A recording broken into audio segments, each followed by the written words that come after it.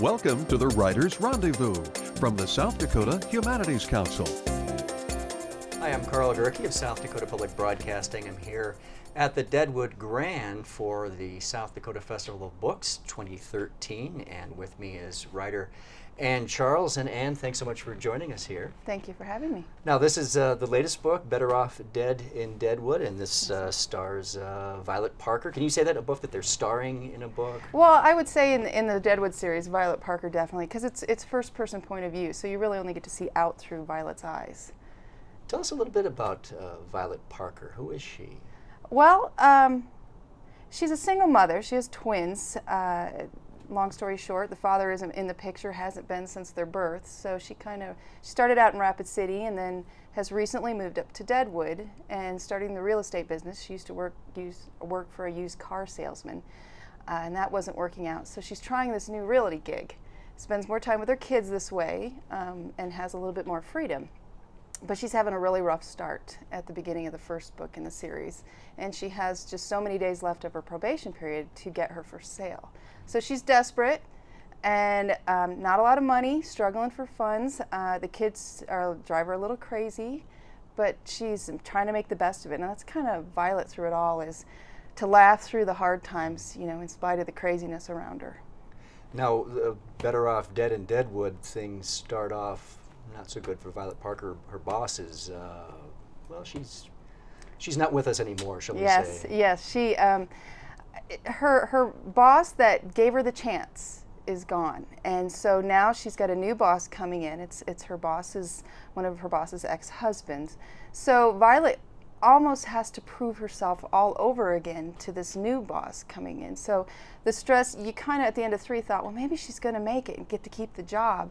And now at the beginning of 4, here we are again with a whole new boss, and he's an ex-basketball player, ex-pro, and so he's got this team mentality and go get him and all these, sports metaphors that I have so much fun with in this book. And she's struggling, and he's got big marketing ideas that involve her and one of the other younger realtors with dressing her up and stuff, and it's pretty funny, some of this stuff that's going on, and she's putting up with it a little bit because when you're new at a job or when you have a new boss and it's unsteady and you need the job, you kind of do a little bit more than you normally would, I think. Now, you've written about Violet Parker for several books now. Has she kind of taken over?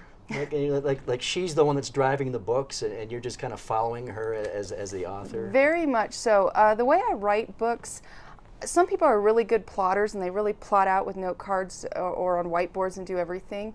I don't. I kind of have a general turning point, midpoint, final turning point, end, who I think might live and who I think might not.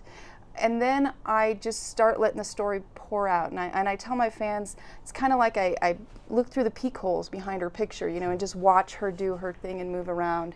So she really kind of drives the story, and things develop in the books that I never plan. There's characters that come in that I did not even, I had no idea they were going to show up, but here they are. And then Violet reacts to them. And it's really a lot of fun just to, as I write the book, live the life with Violet and experience the highs and lows and, oh, geez, what are we going to do now? Here's this problem. So, and I love to torture her.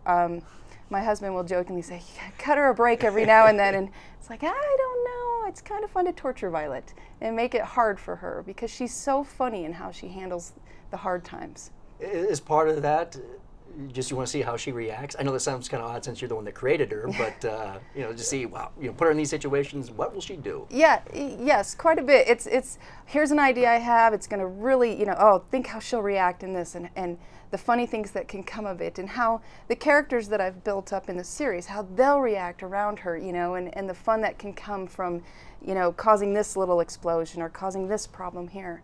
So a lot of it is, as I go, how can I mess up her world some more? As we're building towards a plot, there's an overall series plot kind of thing I have going on. So I am going somewhere with her, and I'm strengthening her as we go. I kind of think of it as you keep knocking her down and she keeps getting back up, and it makes her a stronger person as the story unfolds. She keeps just, to get her ready for the end, which I don't have a set number of books in mind. I figure I'll just let it play out and see how the fans are enjoying it and see how the story kind of comes out. I'm getting ready to start the 5th book, and I feel like everything's really just getting rolling now. It's starting to really get exciting, and things are really starting to happen. You mentioned your readers. I'm wondering, in a series like this, if the readers, it's 1 book, 2 books, 3 books, 4 books, 5 books, if they have more of a closer relationship with you and this character because they're seeing her change. I think so. I'd like to think so. And I do try to, sometimes I think it's because I become her. I mean, I have purple boots. They're a gift from family and friends, but I do wear the purple boots to signings and events because it is part of, it's her purple boots. But I think and I'm very interactive on Facebook and some other online venues. So I think it's kind of like we're a team here growing together, and I'm part of it. I'm just driving the bus, and leading us along, but we're all just kind of cruising through and going to see what happens next with Violet, and very excited. And I'm one of those authors that likes cliffhangers. I like the series of old where you kind of ended the show on a cliffhanger, and I can't wait to see what happens next week, so stay tuned. And that's kind of the way I have a lot of my books. They end, I wrap up several of the threads and move the overall mystery forward, but we still have questions at the end. And oh no, who's coming next? And here's a hint of this, and what's going to happen when this person comes on scene that we know is coming. And a lot of times my fans online, it's really fun.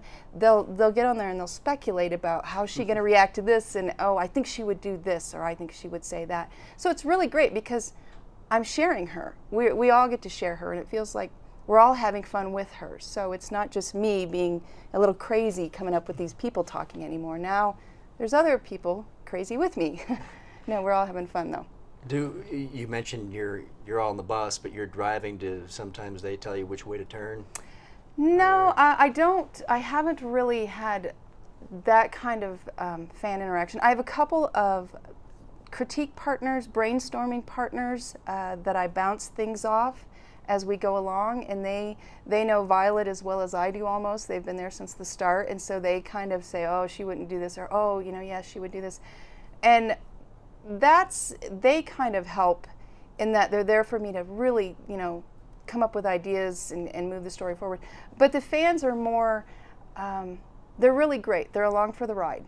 And they're excited, but they're along for the ride and want to see what happens next. You don't live in Deadwood. No. What is it you like about Deadwood? You mentioned that your mother lives here. Right. I'm wondering what it is about setting these stories in Deadwood. Well, I started coming here in 7th grade in the summers, and I spent a lot of time walking around Deadwood and hanging out at the Adams Museum. So I got a lot of history built from being here, and I did a lot of spelunking and stuff back then. So it's one of my favorite places to come visit. It's one of my favorite places in the U.S., Deadwood. So when I decided to start the series in Deadwood, it just felt right. It just felt like this will be fun. I'll get to do all the things I've always wanted to do and go in places I've always wanted to in Deadwood but couldn't. So do you spend time here then, sort of soking up the atmosphere as you're Very working much, on these books? Yes, very much. So like the Opera House, they were really wonderful to take me on tours and let me see some of the backs, all the different levels and other things to really get some good ideas of the setting so I could work that in. So yeah, it's people here have been wonderful and just so open and so helpful. It's been a lot because of them that these books are doing so well. And as part of the Festival of Books, you did a reading at the Opera House, right? Where right. this part of this book takes place. Right. Yes. That must have been quite a hoot. It was. It was fun. I was very nervous. I will admit that's a little bit out of my comfort zone, but it was really a great honor to get to read in the Opera House after setting the book there and everything. To get to be part of that and feel like I was in the story in the Opera House sharing, it was fun. It was amazing. As soon as Jennifer from the Festival of Books asked me if I'd do it, I said yes. Oh, what have I done? But yes. So it was neat.